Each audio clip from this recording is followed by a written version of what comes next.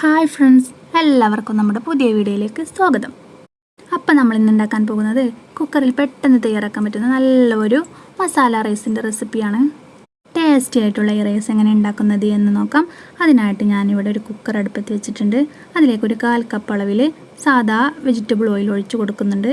ഇനി അതിലേക്ക് ചിക്കൻ ഇട്ട് കൊടുക്കണം. മഞ്ഞൾപ്പൊടിയും ചിക്കൻ മസാലയും ആവശ്യത്തിന് ഉപ്പും മാത്രം ഇട്ടുകാണ്ട് മസാല കൂട്ടിയ ചിക്കനാണ് ഇട്ട് കൊടുക്കുന്നത്.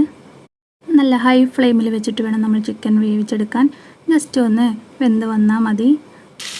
2 ഭാഗം അതുപോലെ ഒന്ന് വെന്ത് വന്നാൽ നമുക്കത് കോരി മാറ്റാം. ഇനി അതേ ഓയിലിലേക്ക് ഒരു സവാള അരിഞ്ഞത് ഇട്ട് കൊടുക്കാം. സവാള ഒന്ന് വാടി വന്നാൽ നമുക്കതിലേക്ക് ഇഞ്ചി വെളുത്തുള്ളി പച്ചമുളക് ചതച്ചത് 1 സ്പൂൺ അതിലേക്ക് ഇട്ട് കൊടുക്കാം. ചതവിൻ്റെ പച്ചമണം മാറുന്നവരെ ഇളക്കി കൊടുക്കാം. ബസ്മതി റൈസ് ഉപയോഗിച്ചാണ് നമ്മൾ ഈ മസാല റൈസ് ഉണ്ടാക്കുന്നത്. അതുകൊണ്ട് തന്നെ കുറച്ച് ഓയിലി ആയിട്ട് വേണം നമുക്ക് ഇത് ഉണ്ടാക്കാൻ.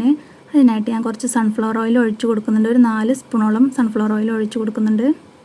ഇനി ഇതിലേക്ക് ഒരു തക്കാളി അരച്ചത് ചേർത്ത് കൊടുക്കാം.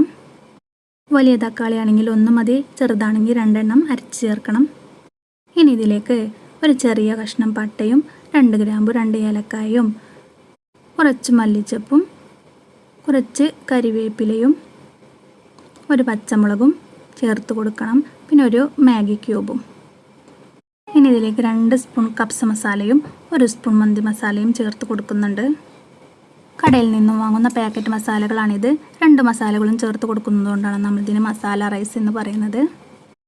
ഇനി 2 മസാലകളിലേക്ക് പച്ചമണം മാറി വരുന്നത് ഇളക്കി കൊടുക്കാം. ഇതിലേക്ക് ഒരു 1/4 സ്പൂൺ കുരുമുളക് പൊടി ഇട്ട് കൊടുക്കണം. അത് ഞാൻ മറന്നതാണ്. ഇനി നമുക്ക് കുക്കറിലേക്ക് വെള്ളം ഒഴിച്ച് കൊടുക്കണം.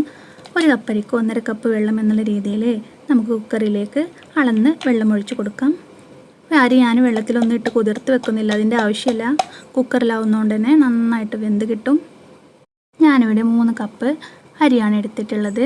ഇനി വെള്ളം തിളച്ച് വരുമ്പോൾ നമുക്ക് അരി മുഴുവനായിട്ട് ഇട്ട് കൊടുത്ത് നന്നായിട്ട് ഇളക്കി കൊടുക്കാം. ഈ സമയത്ത് നമ്മുടെ റൈസിൽ ഉപ്പ് കുറവുണ്ടെങ്കിൽ ഇട്ട് കൊടുക്കണം. നമ്മളാകെ ഒരു മാഗി ക്യൂബ് ഇട്ടിട്ടുള്ളൂ. അപ്പോൾ തീർച്ചയായിട്ടും ഉപ്പിൻ്റെ കുറവുണ്ടാവും.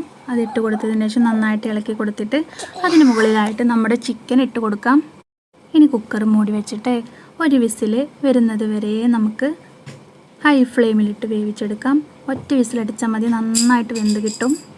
ആവിയൊക്കെ പോയതിനു ശേഷം കുക്കർ തുറന്ന് നോക്കിയാൽ നമ്മുടെ ഉടഞ്ഞു പോകാത്ത നല്ല അടിപൊളി റൈസ് ഇവിടെ സെറ്റായി വന്നിട്ടുണ്ട്.